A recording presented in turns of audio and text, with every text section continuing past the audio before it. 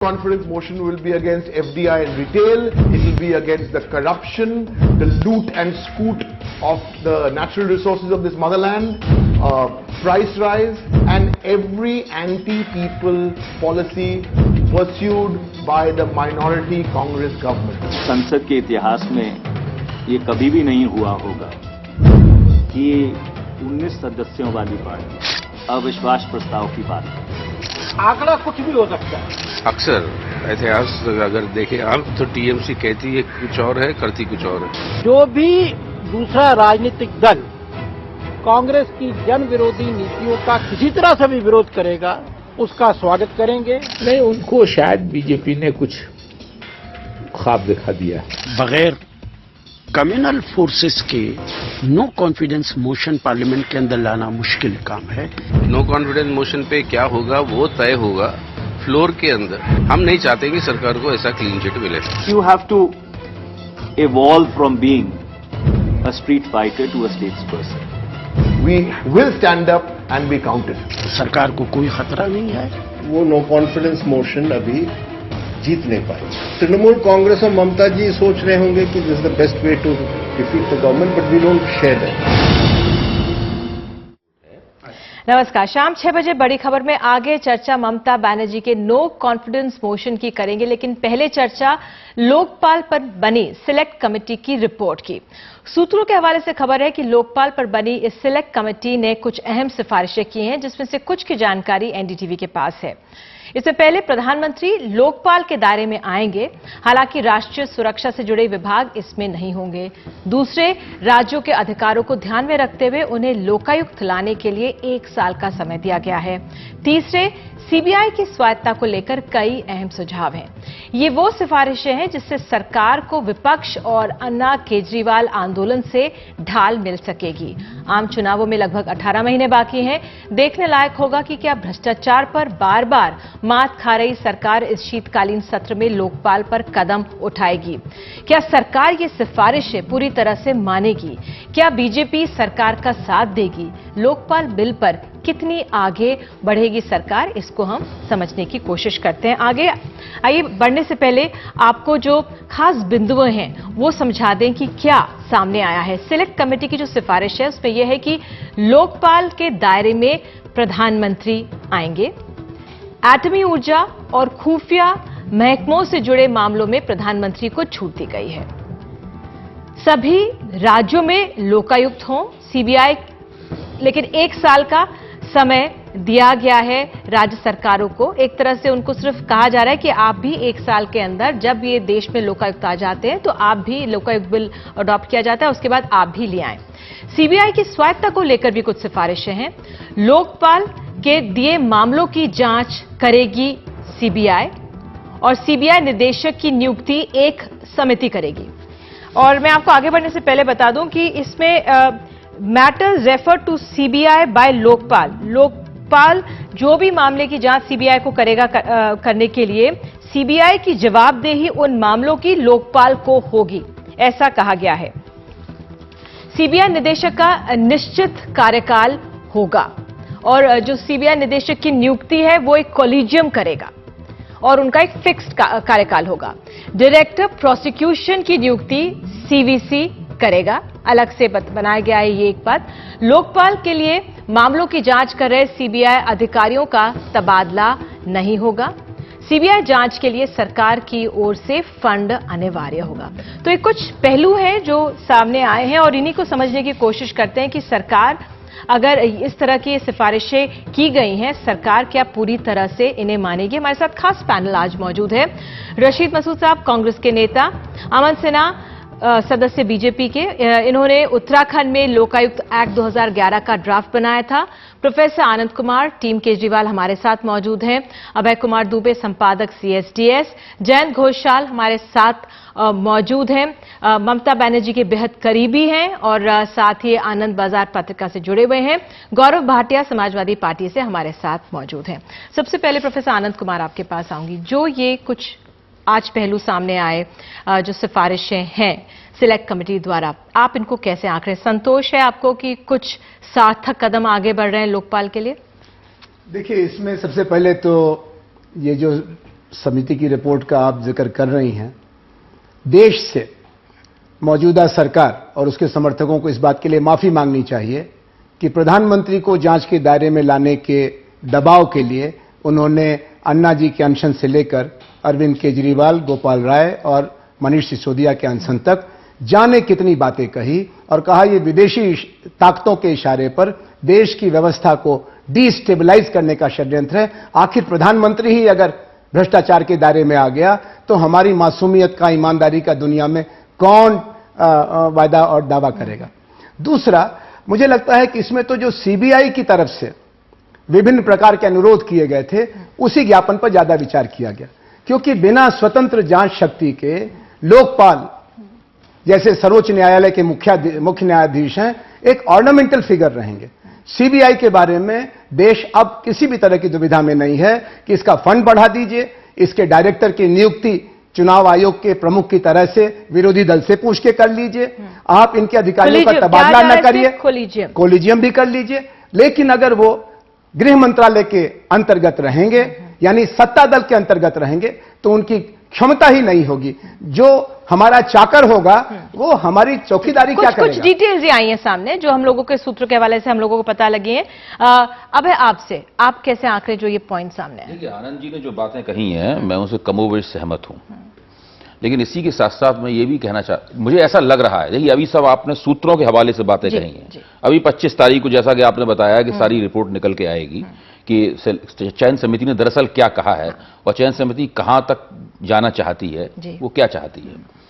देखिए, एक तो बात तय है कि सरकार की समझ में आ गया है और विपक्षी पार्टियों की भी समझ में आ गया है कि व्यवस्था के अंदर कुछ उसे संशोधन करने पड़ेंगे।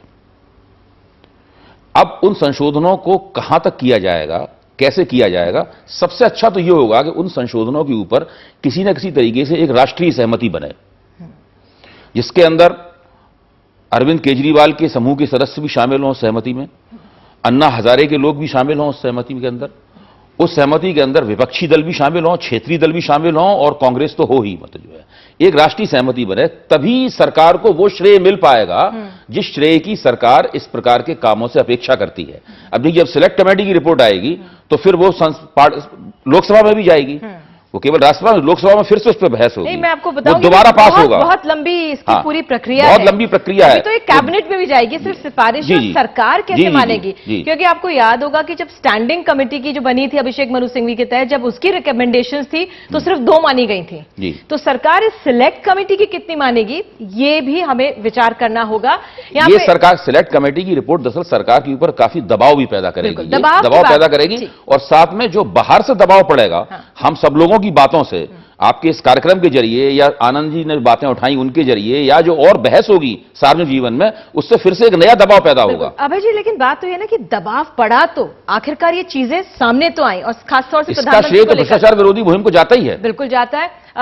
रशीद मधु साहब, जो आज सिफारिशों के कुछ पहलू सामने आए हैं, लेकिन हमारे सारे जो यहाँ पर एक्सपर्ट्स बैठे हैं यही बोल रहे हैं कि दबाव में आकर ही फिलहाल कुछ हद तक अब सरकार आगे बढ़ रही है इसमें। देखिए, एक तो ये कि जेपीसी की एक सिफारिशात को सरकार की सिफारिशें नहीं कहा जा सकता है। हाँ, सिलेक्ट कमेटी की सिफारिश है ये।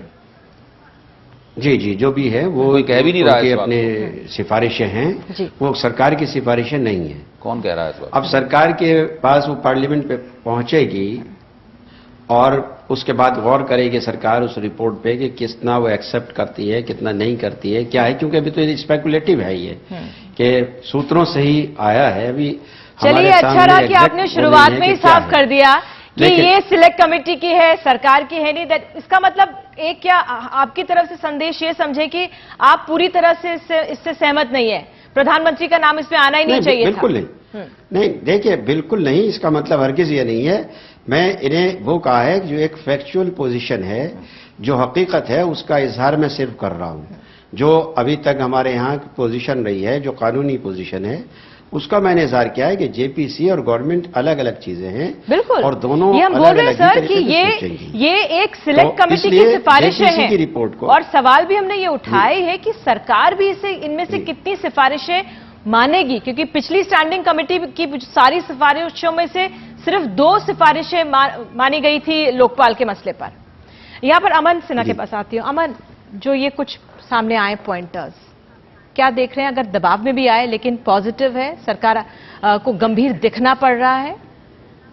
देखिए निधि जी, भाजपा शुरू से एक मजबूत लोकपाल लाने के लिए संघर्ष करते रही है, संसद में भी, संसद के बाहर भी, और उसी का ये परिणाम है कि एक सेलेक्ट कमेटी को रेफर हुआ और उन्होंने सोचा कि इसको जो एक वीक ड्राफ्ट, जो एक कमजोर ड्राफ्ट था, उसको मजबूत किया जाए।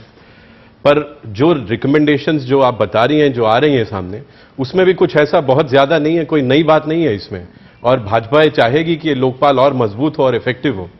तो अब रिकमेंडेशंस को आने दीजिए सामने, क्या एग्जैक्ट रिकमेंडेशन अगर इसमें जिस तरह से कि प्रधानमंत्री to be under the purview of Lokpal department, जो राष्ट्रीय सुरक्षा के, अगर ये होता है तो ये अपने आप में बड़ा मसला है, काफी एक बड़ा मसला है। भाजपा बड़ी कामयाबी एक तरह से माना जाए, क्योंकि इतनी मुहिम चली थी और प्रधानमंत्री को लाने की एक अहम था ये बहुत। तो अगर अपने आप में अगर ये आ जाता है और सरकार भी इसे मान लेती है तो बहुत अच्छी बात है निधि जी, बहुत अच्छी बात है। वो बात सही थी प्रोफेसर आनंद। प्रधानमंत्री को होना चाहिए इसके परव्यू में, जो जैसे हम लोगों ने उत्तराखंड में भी जो लोकायुक्त एक्ट बनाया, उसमें चीफ मिनिस्टर परव्यू में है और उसमें कोई एम्बार्गो भी नहीं है, कोई रिस्ट्रिक्शन नहीं है कि इस डिपार्टमेंट का जो अगर कोई क्वेरी होगी या इस सब्जेक्ट से रिलेटेड कोई काम होगा तो उसमें सीएम परव्यू में नहीं होगा। वो ठीक है, इंटरनल सिक्योरिटी या स्ट्रैटेजिक अफेयर्स के जो मैटर्स हैं, बल्कि इसमें अगर डिफेंस और एमईए रिलेटेड भी जो हो, जो कि एक देश की सॉवरेनिटी से रिलेटेड क्वेश्चंस हैं, तो उनको उस परव्यू के बाहर रखा जाए। पर मुख्य प्रश्न था इन्वेस्टिगेशन का, इंडिपेंडेंट इन्वेस्टिगेशन का, इंडिपेंडेंट प्रोसिक्यूशन का। Separate director of prosecution to be appointed by CVC. Separate directorate of prosecution, ये तो पहले से ही सुप्रीम कोर्ट ने कह दिया है। सीबीआई डायरेक्टर का जो अपॉइंटमेंट है वो 1-2 साल का टेन्योर होगा, ये सुप्रीम कोर्ट पहले ही कह चुका है। Vineet Narayan to be appointed by collegium, collegium की बात भी विनीत नारायण में सुप्रीम कोर्ट उसी समय कह चुका है। तो इसमें कोई नई चीज नहीं है, परंतु सरकार ने जो मुख्य मांग थी इन्वेस्टिगेशन को लेके कि इन्वेस्टिगेशन जो है वो ऑटोनोमस होनी चाहिए, उस पर कुछ क्लैरिटी नहीं है। लगता नहीं है कि उसमें किसी तरह की कोई ऑटोनॉमी है या नॉन इंटरफेरेंस है। अपॉइंटमेंट ऑफ लोकपाल जो है वो इशू भी इसमें क्लियर नहीं है। कॉलेजियम से होता है तो वो अपने आप में ठीक नहीं क्या? नहीं, बिल्कुल होना चाहिए, और वो ऑलरेडी वो व्यवस्था बनी हुई है, वो ऑलरेडी वो व्यवस्था बनी हुई है। क्योंकि सरकार शायद ये भी करते हुए नहीं दिखना चाहती होगी कि हम किसी की बात या किसी की उस पर चल रहे हैं, एक तरह से एक वितरित सरकार तो नहीं दिखना करके दे दी चीजें। हाँ, मसूद साहब के रुख से तो यही पता चल रहा है कि हालांकि इन रिकमेंडेशंस में कुछ ऐसा विशेष नहीं है, तब भी शायद इन लोगों को ये मान्य नहीं है। तो इनके रुख से तो ऐसा ही लग रहा है। नहीं, मैंने ये नहीं कहा है, सॉरी आपने मुझे गलत नहीं, अगर आप इसकी रिकमेंडेशन से सहमत है तो बता दीजिए। आप मतलब इसकी रिकमेंडेशन से सहमत है कि अभी तो ये स्पेकुलेटिव है, सूत्रों के जराये से है, जब सामने आएगी, और ये मैं नहीं कह रहा हूं, बीजेपी के हमारे उन्होंने साथी ने भी यही कहा है कि उसके बाद ही कोई इस पर राय दी जा सकती है। अभी ये प्री मैच्योर है हमारा कुछ कहना।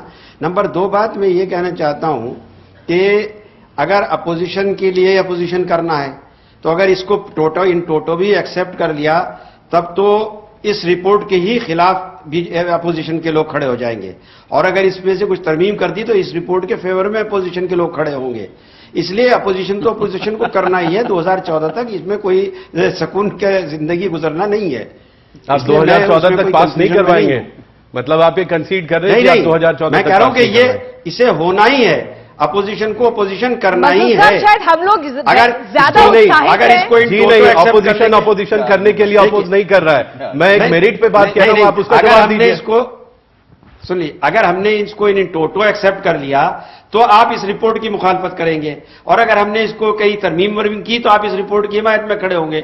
ये तो माना हुआ चीज है, मानकर चलिए, आप देख भी लीजिएगा, यही होना है। मसूद साहब को अगर कुछ नहीं करना है तो कोई ना कोई पूछना चाहता हूं। जी बताएं। नहीं, मैं ये नहीं कह रहा हूं, मैंने कहा कि कैसे कह रहा हूं, अभी तो प्रीमैच्योर है बहुत, ड्राफ्ट किया है, आप सूत्रों से बता रहे, सूत्रों का तो बहुत जानना चाहते हैं। इसके अंदर एक जो पहलू है कि लोकपाल जो मामले सीबीआई के हवाले करेगा जांच के, तो उसकी निगरानी करने का लोकपाल को अधिकार होगा, और सीबीआई उन मामलों के बारे में लोकपाल के प्रति जवाबदेह होगी।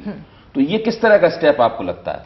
नहीं, this is a step in the right direction, पर आपको किस एक्सटेंट तक करना है वो देखना है। अब मान लीजिए, फर्ज करिए, आपने अच्छा सवाल उठाया, मान लीजिए कि देयर इज अ डिसएग्रीमेंट कि कोई केस है वो क्लोज होना है या नहीं होना है, तो सीबीआई एक तरफ कह रही है कि नहीं, इसको क्लोज करिए, उसको सरकार से डायरेक्ट इनडायरेक्ट जैसा भी निर्देश है, लोकपाल कह रहा है कि इसको नहीं क्लोज होना है। अब आप क्या करिएगा? इन्वेस्टिगेशन जो है वो तो स्क्वायरली सीबीआई के डोमेन में है, उसमें ना लोकपाल उसकी बट इन्वेस्टिगेशन अगर में लोकपाल ने इंटरफेयर दिया कर है तो सकता है। लोकपाल की सुनी जाएगी। नहीं इसमें ये है, लोकपाल इन्वेस्टिगेशन में नहीं इंटरफेयर कर सकता है। Refer to CBI by Lokpal, Lokpal will monitor the cases. It will monitor the cases. हाँ. It will not interfere into investigation of the cases. No one can apart from the investigation agency. तो ये सब चीजें इन पे clarity होनी चाहिए। मैं बस एक एग्जांपल दे रहा हूँ। और अमन देखेंगे डिस्टिंक्शन, वो फर्क कर रहे हैं कि निगरानी करना और इन्वेस्टिगेशन में भागीदारी करना, ये दो अलग अलग बातें हैं। ये फर्क कर रहे हैं और ये फर्क ये फर्क अहम है, बहुत अहम है, ये अहम फर्क है। ठीक है। मैं जरा सी इसमें कुछ बात कर लूं। नहीं सर, आप तो कह रहे हैं कि आप इस पर टिप्पणी नहीं करना चाहते हैं, आपको तो उत्साहित होकर इसको सपोर्ट करना चाहिए। Very important. नहीं, मैंने ये बात कही नहीं। देखिए, आप वो बात मुझसे, मैंने कहा है कि अभी गवर्नमेंट इसको एक्सेप्ट करेगी, रिजेक्ट करेगी, तो उसके बाद ही पता चलेगा ना, जब रिपोर्ट हमारे सामने होगी। हम जब अपनी राय जब ही दे सकते हैं। ठीक है, उससे पहले हम राय नहीं दे सकते। ठीक है। गौरव भाटिया कुछ कह रहे हैं। सेटल्ड लॉ है जी, गौरव भाटिया कुछ कह रहे हैं। जी गौरव। सबसे पहले अभी रिपोर्ट आई है, इसको देखना पड़ेगा कि रिपोर्ट डिटेल में क्या कहती है जी। लेकिन दो बिंदुओं पर मैं जरूर कुछ कहना चाहूंगा कि ये बहुत अच्छी बात है कि लोकपाल का जो अपॉइंटमेंट होगा वो कोलेजियम करेगा, लेकिन वो कोलेजियम किस रूप में होगा, उसमें कौन कौन लोग होंगे, ये भी बहुत इंपॉर्टेंट है। अगर गवर्नमेंट से बहुत ज्यादा लोग होंगे तो वो चाहेंगे कि अपना सीबीआई का जो डायरेक्टर है, अगर वो बैलेंस्ड होगा, कोलिजियम सीबीआई के डायरेक्टर जो होंगे वो कोलिजियम अपॉइंट करेगा, लोकपाल नहीं। लोकपाल के अपॉइंटमेंट के तो बारे में यही कुछ है ही नहीं। सीबीआई जो है वो आज की डेट में मिनिस्ट्री ऑफ पर्सनल के कंट्रोल में है। जब तक सीबीआई ऑटोनमस नहीं होगी तब तक उसमें गवर्नमेंट इंटरफेयर करेगी और ये कोशिश करेगी कि लोकपाल भी उनका आदमी हो। इसलिए ये बहुत जरूरी है कि सीबीआई एक ऑटोनमस बॉडी बने और जो इन्वेस्टिगेटिंग पावर्स उसको दी जा रही हैं वो सीधा लोकपाल को रिपोर्ट करे। जब तक कि वो मिनिस्ट्री ऑफ पर्सनल को करेगी तब तक वो इंडिपेंडेंट नहीं होगी और इसलिए निष्पक्ष जांच नहीं हो पाएगी। ठीक है जयंत, एफडीआई पे तो आप लोग नो कॉन्फिडेंस मोशन ला रहे हैं, लेकिन जो सरकार का ये फैसला है इसको आप कैसे सपोर्ट करेंगे? नहीं, देखिए इसमें मुझे लग रहा है कि लोकपाल के इशू में ये वन स्टेप फॉरवर्ड तो है, क्योंकि जैसे लोक आयुक्त के इशू में जो सिलेक्ट कमेटी ने रिकमेंडेशन दिया था और राज्यसभा में आपको याद होगा उस रात में क्या क्या हुआ था, मैं अभी रिपीट नहीं करना चाहता हूं। तो मुझे लगता है कि वो जो सेंस ऑफ द हाउस, वो सिलेक्ट कमेटी के रिकमेंडेशंस में कुछ इश्यूज है जो मुद्दा अभी एड्रेस किया गया है और जैसे प्राइम मिनिस्टर का अगर रहे, ये बड़ी बात है, ये कोई मतलब मामूली छोटी बात नहीं है। तो इसमें अगर कॉन्सेंसस, जैसे अभी यही सब लोग कह रहे हैं, लेकिन ये कॉन्सेंसस ये हमारे इतनी बड़ी देश में और इतने पॉलिटिकल पार्टीज और कोalition में बहुत डिफिकल्ट है, लेकिन विदाउट कॉन्सेंसस इसको इंप्लीमेंट करना अभी ये बहुत लंबी प्रोसेस है, सिलेक्ट कमेटी फिर लोकसभा और राज्यसभा और लेकिन मुझे लगता है कि जो डायरेक्शन है इसको मैं नेगेटिव डेवलपमेंट ना मानता नहीं हूं। मुझे लगता है कि ये अच्छी बात है और इसमें अगर सरकार कैसे रिएक्ट करते हैं उसके ऊपर बहुत कुछ सरकार मानते हैं, वो सबसे बड़ी बात। बिल्कुल। तो फिलहाल इस सेगमेंट पे हम चर्चा यहीं पे समाप्त करते हैं और जिस तरह से जो ये सिलेक्ट कमेटी की सिफारिशें सामने आई हैं सूत्रों के हवाले से, जयंत ने जिस तरह से कहा कि एक कदम आगे पॉजिटिव नजर आ रहा है। एक छोटे से ब्रेक के बाद हम लौटते हैं और ममता बनर्जी ने जो नो कॉन्फिडेंस मोशन लाने की बात कही है उस पर गौर करेंगे। बने रहिए बड़ी खबर के साथ।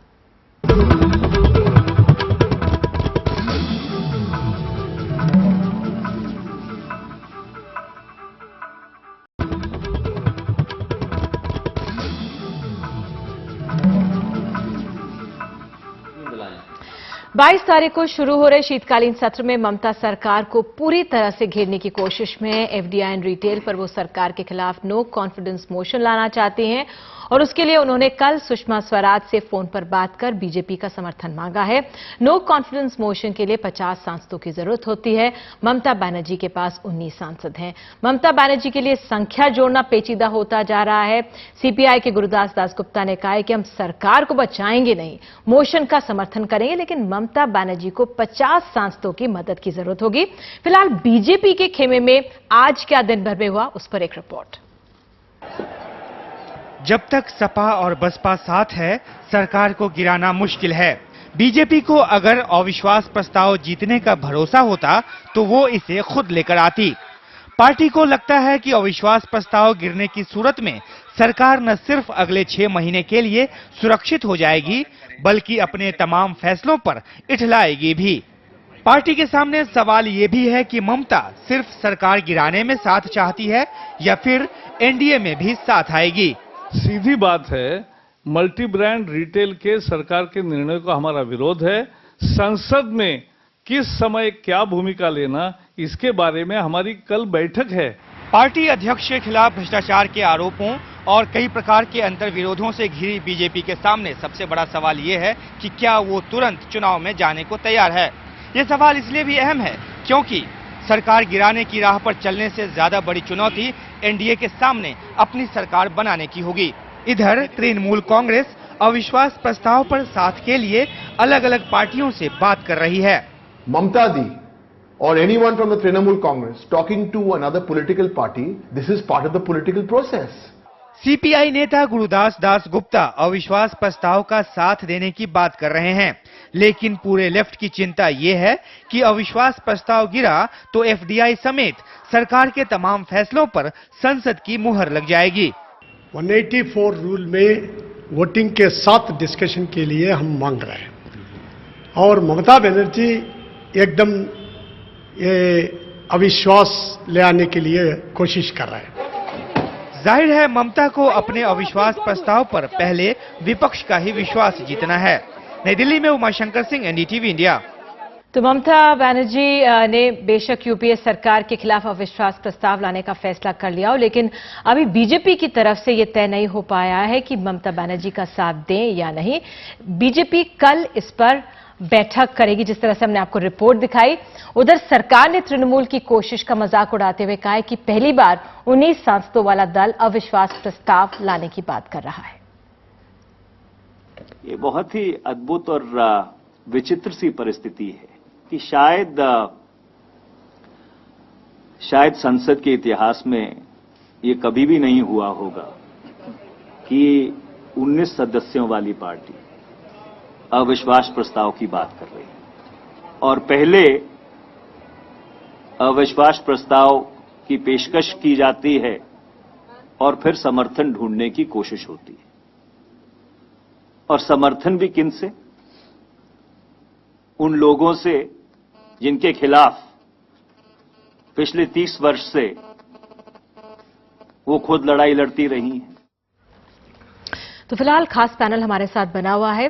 जयंत, सबसे पहले आपके पास ममता बनर्जी के इस कदम पर कई सवाल उठ रहे हैं। कांग्रेस का रुख आपने देखा और बहुत तमाम रुख आए, मजाक उड़ाते हुए रुख आए। कैसे देख रही तृणमूल कांग्रेस इसे? देखिए, मुझे लगता है ममता जी जो राजनीति करते हैं उसमें टैक्टिक से ज्यादा इमोशन है। और आज भी ममता जी ने जो राजनीति, मतलब ममता जी का जो फैसला है वो है, सरकार को ममता जी चाहते हैं गिराना चाहते हैं और आज चुनाव चाहते हैं। मुलायम सिंह जी भी चाहते हैं, लेकिन मुलायम सिंह जी के जो स्ट्रैटेजी है वो ममता जी और मुलायम सिंह जी क्या फर्क है वो तो राष्ट्रपति चुनाव के समय हम देख चुके हैं। आज भी मुझे लगता है ये जो प्रस्ताव ममता जी लाना चाहते हैं इसमें कांग्रेस का फायदा हो रहा है। केवल 19 कांग्रेस का क्या, देखिए 19 संसद जो है उसके साथ भाजपा का संसद अगर जुड़ जाए तो आज इशू जो है एफडीआई रिटेल, उसके जगह कम्युनल इशू जो है उस कांग्रेस उसको सामने ले आएंगे और इमीडिएट बीएसपी, एसपी और लेफ्ट ऑलरेडी आज कराड़ साहब बोल चुके हैं कि we will not support this no confidence motion, क्योंकि वो कांग्रेस को ज्यादा मदद हो जाएगा। तो इसीलिए मुझे लग रहा है कि टैक्टिकली इंटेंशन साफ है ममता जी का, जो बहुत स्पष्ट है। आप ये कह रहे थे कि शायद इससे कांग्रेस को फायदा हो जाए। आप क्या कांग्रेस को क्या फायदा होगा कि अगर मान लीजिए कॉन्फिडेंस मोशन लाने का जरूरत नहीं हुआ, नो कॉन्फिडेंस मोशन में अगर एफडीआई रिटेल में लेफ्ट जो 184 में लाना चाहते हैं और वोटिंग चाहते हैं, वो सरकार वोटिंग नहीं करना चाहते हैं, लेकिन उसके पहले अगर नो कॉन्फिडेंस मोशन आ जाए उसमें देखिए भाजपा क्या करेगी अभी आज यहाँ पे बात नहीं किया है। जो आपने ये बात कही 184 लेफ्ट चारों दल मिलके उन्होंने कहा था एफडीआई एंड रिटेल पर हम 184 के तहत आएंगे, लोकसभा में 184 के तहत, राज्यसभा में 168 के तहत, इसमें वोटिंग भी हो सकती है। क्या ममता बनर्जी क्या ममता बनर्जी लेफ्ट से वन अप होना चाह रही थी, इसलिए वो नो कॉन्फिडेंस के लिए आई? बिल्कुल बिल्कुल। देखिए, ममता जी का जो है ये लीडरशिप का इशू है। आप देखिए, ममता जी का मेन पॉलिटिक्स जो है बंगाल से जुड़ी हुई है, तो वहां सीपीएम एफडीआई रिटेल के खिलाफ मूवमेंट कर रहे हैं, और सीपीएम के जो कैडर है उनके लिए भी जैसे एंटी अमेरिकनिज्म है, एंटी कांग्रेसिज्म भी सीपीएम के बहुत बड़ा क्लाइंटेल है। तो आज ममता कांग्रेस के रिफ्ट के बाद वो जो एंटी कांग्रेसिज्म है उसके लिए वो उसका लीडरशिप चाहते हैं, और वो कह रहे हैं, क्लैरियन कॉल दे रहे हैं कि लेफ्ट भी सपोर्ट करे, बीजेपी भी सपोर्ट करे। लेकिन समस्या बीजेपी को भी बढ़ा दिया ममता ने। आज कल अगर देखिए बीजेपी का, आप एक चीज बहुत इंपॉर्टेंट है कि उस समय राष्ट्रपति चुनाव के समय भाजपा ने संगमा का नाम पहले से सोचा था, संगमा साहब ने आडवाणी जी के घर गए थे, लेकिन फिर भी ममता के कारण कलाम साहब को सामने रखते हुए भाजपा ने ममता को मतलब खुश करने की कोशिश किया। क्यों किया? क्योंकि ये जीत, ये सिर्फ confidence motion, no confidence motion, president election नहीं है। बीजेपी का अभी सबसे बड़ी इच्छा है कि एनडीए के एक्सपेंशन, रीअलाइनमेंट ऑफ फोर्सेस। मान लीजिए नो कॉन्फिडेंस मोशन में हार भी गए हैं, लेकिन एक और सवाल ये भी आता है बीजेपी के लिए, सवाल ये भी आता है कि एक छोटी पार्टी जो 19 सांसदों वाली है वो नो कॉन्फिडेंस मोशन ला रही है, जबकि सबसे बड़ी देश की विपक्षी पार्टी बीजेपी है वो नहीं ला रही है, तो वो पिछलग्गू नहीं बनना चाहेगी शायद ममता बनर्जी के। अमन, आपसे समझेंगे, बीजेपी भी काफी पसोपेश में होगी इस समय। नहीं, देखिए, पशुपेश की कोई ऐसी बात नहीं है। इन प्रिंसिपल हम लोग ये समझते हैं कि ये सरकार नेशनल इंटरेस्ट में काम नहीं कर रही है, इसे जाना चाहिए। अब एक स्ट्रैटेजी और मोडालिटीज की बात आती है कि भाई पार्लियामेंट में क्या स्ट्रैटेजी रहे जो कि आपका जो लार्जर इंटरेस्ट है उसको सर्व करे। अब दो मुद्दे हैं, एक एफडीआई इन रिटेल वाला मुद्दा है और ममता जी जो नो कॉन्फिडेंस मोशन लाई है उसका मुद्दा है। उसका भी हम लोग स्वागत करते हैं और उस पर पार्लियामेंट्री बोर्ड एक व्यू लेगा। तब तक ये कहना जो है थोड़ी जल्दबाजी होगी कि भाजपा का क्या रुख रहेगा, पर इन प्रिंसिपल क्या बीजेपी ये समझ रही है कि ये सिर्फ बंगाल की राजनीति यहां पर हो रही है? नहीं, हम लोग ऐसा बिल्कुल नहीं समझ रहे हैं कि बंगाल की राजनीति हो रही है। जो ममता जी कर रही हैं वो एक सराहनीय कदम है। वो ये जो एक एंटी पीपल गवर्नमेंट के खिलाफ आपसे जानेंगे समाजवादी पार्टी का रुख क्या रहेगा अगर no confidence motion Mamata Banerjee लाती हैं? देखिए, हर पार्टी की अपनी सोच होती है और हर पार्टी उसी के हिसाब से निर्णय ले रही है। जहां तक समाजवादी पार्टी का सवाल है, Samajwadi party FDI in retail का विरोध कर रही है और पार्लियामेंट 22 तारीख से शुरुआत है। जो समाजवादी पार्टी के राष्ट्रीय अध्यक्ष हैं मुलायम सिंह यादव जी, ये सारे एमपीज के साथ बात करने के बाद वही निर्णय लेंगे कि एफडीआई इन रिटेल में क्या स्टैंड समाजवादी पार्टी का रहेगा। नहीं, एक तरफ आप सरकार एफडीआई रिटेल के अगेंस्ट है, एक समय आपके मुख्यमंत्री का स्टेटमेंट आया था कि वो उसके पक्ष में है, लेकिन बाद में फिर पार्टी की तरफ से कहा गया उसके अगेंस्ट में है। लेकिन दूसरी तरफ आप सरकार को बचाते रहते हैं, इस यूपीए सरकार को आप हमेशा एक सहयोगी की तरह बाहर से खड़े नजर आए हैं। तो क्या इस नो कॉन्फिडेंस मोशन पर वाकई गंभीरता से विचार किया जाएगा? क्योंकि हम देखें मुलायम सिंह यादव ने लोकसभा चुनाव अभी इतने 18 महीने दूर है, उन्होंने अभी से ही अपनी 55 लोगों की लिस्ट निकाल दी है। क्या वो भी तैयारी कर रहे हैं जल्दी से चुनावों की? एफडीआई इन रिटेल पे जो भी निर्णय लिया जाएगा वो गंभीरता से ही लिया जाएगा। और ये पुराने, अगर आप इतिहास में भी जाएं तो आप देखेंगे कि जब न्यूक्लियर डील का मुद्दा था तो समाजवादी पार्टी ने पहले उसका विरोध किया था, लेकिन फिर कुछ तथ्य समाजवादी पार्टी के सामने रखे गए और जब समाजवादी पार्टी को लगा कि ये डील देश हित में होगी तो उन्होंने उसका समर्थन किया। तो एफडीआई इन रिटेल की जहां तक बात है, वो निर्णय जो स्वाभाविक प्रक्रिया है कि सारे एमपीज और राष्ट्रीय अध्यक्ष समाजवादी पार्टी के वो ही निर्णय इस पे लेंगे। ठीक है, रशीद मसूद साहब, फिलहाल अभी कांग्रेस आश्वस्त नजर आ रही है क्योंकि बीजेपी का खुले तौर पर मत क्या है साफ नहीं है, लेकिन कांग्रेस के अंदर घबराहट होगी कि कहीं अगर बीजेपी ने ममता बनर्जी को सपोर्ट कर दिया इस नो कॉन्फिडेंस मोशन के लिए तो वाकई सरकार के लिए गंभीर स्थिति पैदा हो जाएगी। नहीं, देखिए, हमें कोई घबराहट नहीं है किसी किस्म की भी, बल्कि मज़ा खेज बात यह है कि बीजेपी इन प्रिंसिपल सपोर्ट नहीं कर रही है ममता जी को, बल्कि ममता जी को एनडीए में, मेरी सुन लीजिए जनाब, एनडीए में लाने के लिए वो सपोर्ट एक्सटेंड कर रहे हैं। अदरवाइज वो दुविधा में हैं, क्योंकि सबसे पहले तो 55 एमपीज का होना जरूरी है नो कॉन्फिडेंस मोशन को मूव करने के लिए, वो इम्पॉसिबल सी बात है, बगैर बीजेपी के होगी नहीं। तो बीजेपी के लोग जो तय करेंगे बात, वो इस इशू पे नहीं करेंगे कि नो कॉन्फिडेंस ममता जी ला पाएंगी या नहीं ला पाएंगी, बल्कि उनका जो वो होगा, रेजोल्यूशन होगा इस सिलसिले में, वो इस बात के मद्देनजर होगा कि एनडीए में ममता जी को खींच करके ले आया जाए, क्योंकि पहले भी एनडीए का पार्ट रही है ममता जी, इसलिए उनको उनसे बहुत उम्मीद है। इसलिए बीजेपी बहुत बीजेपी की बात कर रहे हैं। जी एक मिनट मैं बोलना चाहूंगा। रशीद मसूद साहब, जयंत आपसे एक सवाल पूछ रहे हैं। मैं पूछ रहा हूं रशीद साहब कि क्या कांग्रेस नो कॉन्फिडेंस मोशन के पहले कांग्रेस कॉन्फिडेंस मोशन ला सकते हैं हाउस में? हम क्यों लाएं? आप ये बताइए, हमें क्या जरूरत आ रही है? हम तो कॉन्फिडेंट है ही। इसीलिए पूछ रहा हूं, जो जिनको कॉन्फिडेंस नहीं है वो बताएं। कांग्रेस सपोर्ट हम नहीं लाएंगे, हम नहीं लाएंगे। और ना कोई, देखिए, ना हम लाएंगे, ना कहीं भी इस तरीके की कोई रिवायत रही है, कोई ट्रेडिशन है नहीं, कोई मतलब कि हम अपने आप को कॉन्फिडेंस मोशन ले आए बिला वजह में घर बैठे बैठे। ये तो अपोजिशन का काम है। आप समझते हो, आप साफ बात कर दें। ठीक है, एक छोटा सा ब्रेक हमें बड़ी खबर में लेना पड़ रहा है, तुरंत लौटते बने रहिए हमारे साथ।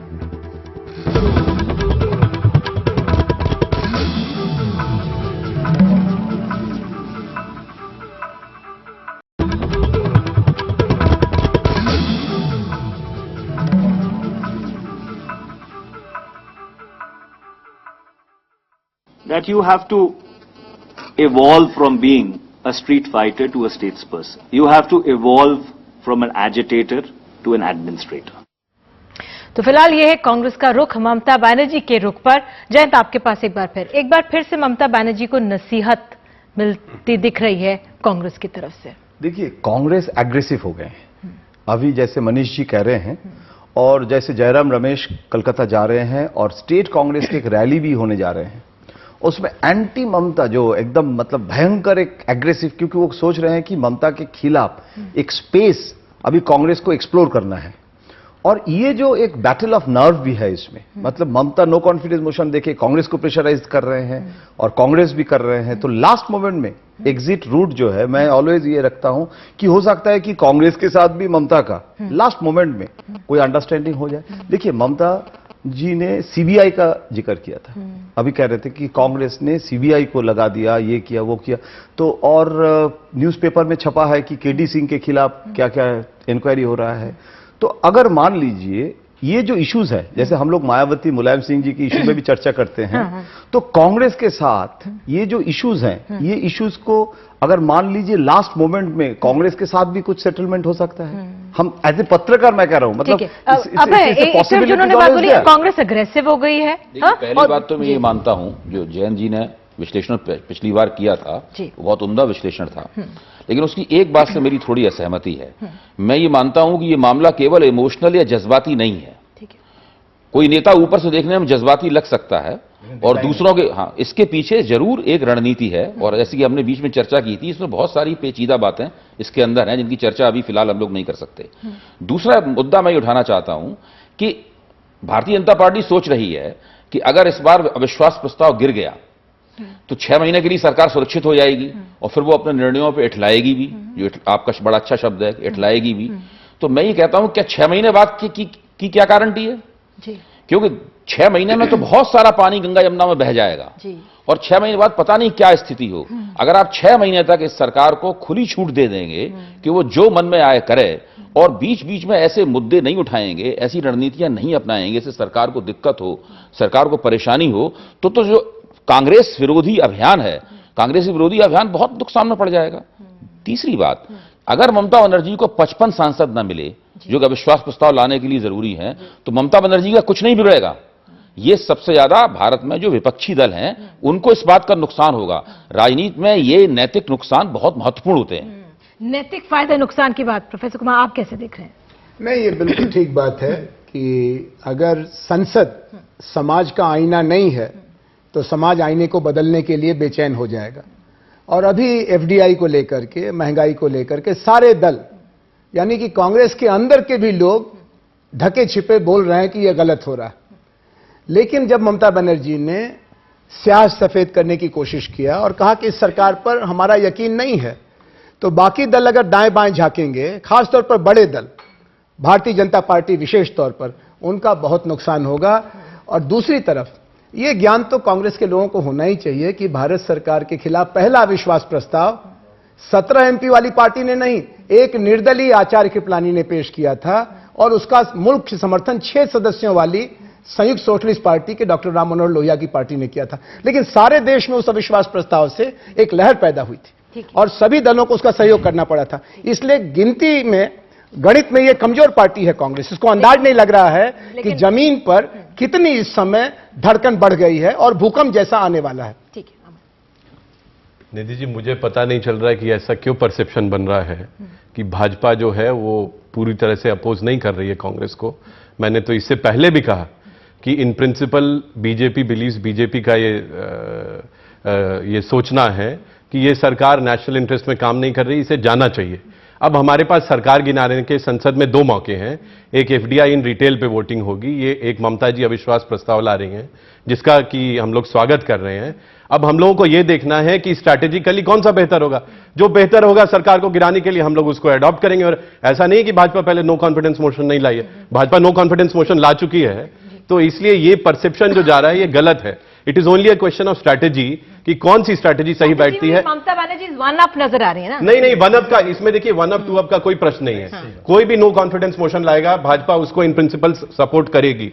बस ये क्योंकि यहां पे एफडीआई इन रिटेल में ज्यादा दल एक साथ हैं, तो उस पर एक व्यू लेना है कि पार्लियामेंट्री फ्लोर स्ट्रैटेजी क्या रहे जो कि वो बेटर सूट करे। देखिए, जैसे ममता जी को मैंने पूछा कि आपने ये जो जब लेफ्ट लेके 184 में ले आ रहे हैं, तब आप क्यों नो कॉन्फिडेंस मोशन ले आ रहे हैं? क्योंकि ये 2 ऑप्शन हो जाएगा तो ऑपोजिशन डिवाइड हो रहा है, उसमें तो कांग्रेस का फायदा होगा। तो ममता जी ने मुझे बताया कि देखो 184 में वोटिंग होगा या नहीं होगा ये सरकार तय करेंगे।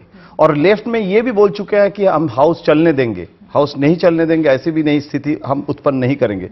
तो अगर सरकार वोटिंग नहीं करने देंगे तो अच्छा है कि नो कॉन्फिडेंस मोशन लाए। और उसमें अगर लेफ्ट भी अगर नो कॉन्फिडेंस ले आते हैं, ममता जी खुद कह रहे हैं कि लेफ्ट भी अगर ले आते हैं तो हम सपोर्ट करेंगे। हमारा स्टेट में जो पॉलिटिक्स है वो अलग है। ठीक है, ममता बनर्जी के लिए लेफ्ट भी ला सकते तो वो बीजेपी भी सपोर्ट करे। और आप कह रहे हैं कि बीजेपी अगर वोट देता है तो दिक्कत होता है, तो प्रधानमंत्री जी जब डिनर में बीजेपी को बुलाते हैं, अच्छा सुषमा जी के साथ गुरुदास दासगुप्त, वासुदेव आचार्य का और आडवाणी जी का वो वोट होता है, न्यू डील में भी एक साथ वोट दे है। तो पार्लियामेंट, आज भी कराड़ साहब ने बोले हैं कि हम पार्लियामेंट के अंदर जब एक साथ कोऑर्डिनेट करते हैं, इसका मतलब कोई आइडियोलॉजिकल कन्वर्जेंस नहीं हो जाता है, हम लोग गुट नहीं बनाते हैं। तो ममता जी भी कह रहे हैं कि हम गुट नहीं बीजेपी के साथ बना रहे हैं, लेकिन नो कॉन्फिडेंस कौन सी फ्लोर स्ट्रेटजी बेटर? सवाल बार बार उठता है ममता बनर्जी के संदर्भ में कि क्या उनका विश्वास किया जा सकता है? मेरे ख्याल से ममता बनर्जी का विश्वास तो बिल्कुल किया जा सकता है। ममता बनर्जी दूसरे नेताओं के बारे में भले ही विश्वास की बात हो, लेकिन ममता बनर्जी ने, मुझे तो नहीं लगता कि इतने लंबे अरसे से उन्होंने जो बात उठाई है उससे वो पीछे हटी हो। और उन्होंने उसके लिए तो उन्होंने मेरे ख्याल से बहुत बड़ी कीमत भी उन्होंने चुकाई है। ममता बनर्जी ने पिछले दिनों जितनी राजनीतिक कीमत चुकाई है अपने यकीनों के लिए, अपने विश्वासों के लिए, अपनी आस्थाओं के लिए, जो वो कहती हैं उसको अमल में लाने के लिए, उतनी तो इस देश के किसी नेता और किसी पार्टी ने नहीं चुकाई। इस समय अब आप कैसे आंक रहे हैं जो और पॉलिटिकल स्पेक्ट्रम में समाजवादी पार्टी? गौरव, मैं आपके पास, ठीक है आप बोल दीजिए, फिर मैं अभय के पास अंत में आऊंगी। जी, मैं ये पॉइंट आउट करना चाह रहा था कि जो रूल 184 में प्रस्ताव लाया गया है और नो कॉन्फिडेंस मोशन में थोड़ा सा फर्क है। अगर रूल 184 में वोटिंग भी हो जाए डिबेट के बाद और उसमें फेल हो जाए प्रस्ताव या पास होगा तो सरकार नहीं गिरेगी। नो कॉन्फिडेंस मोशन में जो है उसका रेमिफिकेशंस और रिजल्ट बहुत ज्यादा बड़े होंगे। जी। लेकिन नो कॉन्फिडेंस मोशन में जो प्री रिक्विजिट है वो भी अभी पूरी नहीं हुई है। दूसरा, एफडीआई इन रिटेल एक ऐसा निर्णय है इस सरकार का जो कि मेजॉरिटी ने नहीं लिया है, क्योंकि इस सरकार में अगर आप देखें और एसपी के एमपीज हटा दीजिए और बीएसपी के हटा दीजिए तो करीब फिगर 250 के पास आता है। तो एफडीआई इन रिटेल का निर्णय एक्चुअली एक माइनॉरिटी पार्लियामेंट का निर्णय है, इसलिए ये बहुत महत्वपूर्ण है। मेरे पास समय बिल्कुल नहीं है, बस अब 20 सेकंड। सरकार का क्लेम यह है कि आज तक कभी भी भारत के इतिहास में उसका जो सरकार ने कोई एग्जीक्यूटिव जो कार्यकारी निर्णय लिया है, उस कार्यकारी निर्णय पर संसद ने मतदान नहीं किया। सरकार की तरफ से सरकार की तरफ से ये कहा गया है। मेरा कहना है कोई जरूरी नहीं कि इतिहास के साथ हम लोग जाएं, भले ही सरकार न गिरे, मान लीजिए अविश्वास प्रस्ताव नहीं आ पाता है, 184 नियम के तहत मतदान होता है और उसमें सरकार नहीं गिरेगी, जाहिर है हार जाने के बावजूद, इससे बावजूद सरकार बुरी तरीके से पराजित हो जाएगी और सरकार की नजर नहीं उठ पाएगी सार्वजनिक जीवन में, एक डिफीट होगी। ठीक है, आप सभी आए, बहुत बहुत शुक्रिया। समय मेरे पास आज इतना ही है, कल फिर हाजिर होंगे। नमस्कार।